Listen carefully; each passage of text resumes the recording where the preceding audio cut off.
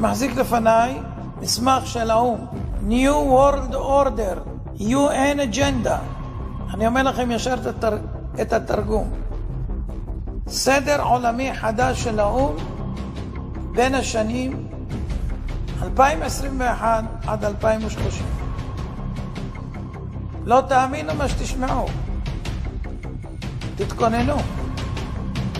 קחו אוויר, תנשמו, ואל תתייאשו, כי יש אלוהים למעלה.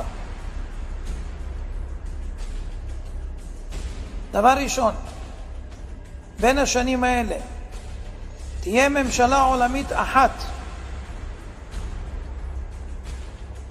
מטבע עולמי חסר מזומנים, בנק מרכזי עולמי, צבא עולמי אחד,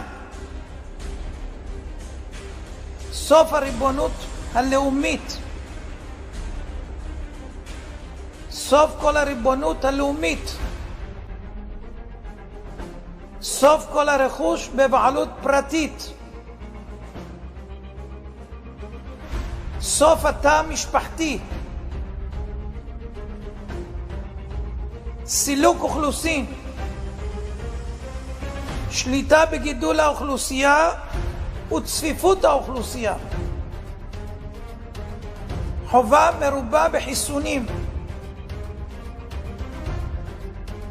הכנסה בסיסית אוניברסלית, הכוונה משכורת צנע,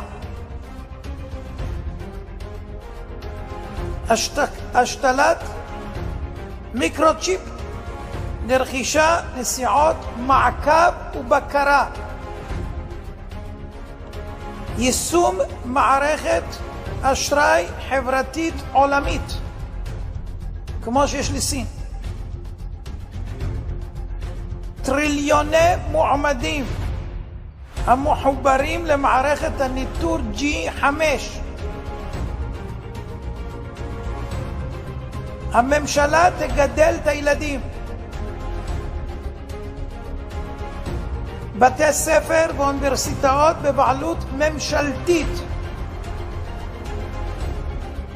סוף התחבורה הפרטית, בעלות על המכוניות, כל העסקים יהיו בבעלות הממשלה, התאגיד, הגבלה על מה שלא חיוני בטיסות,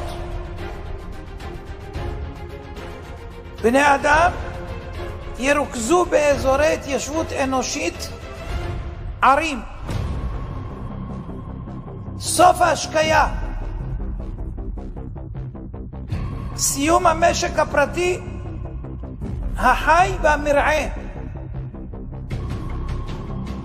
סוף הבתים המשפחתיים,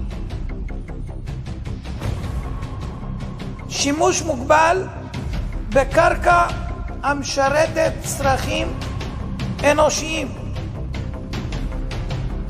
איסור של תרופות טבעיות שאינן סינתטיות ורפואה נוטורופטית, בסוף דלק מאובנים. עד כאן המסמך. מי שמבין, אנחנו נתגעגע לפרעה,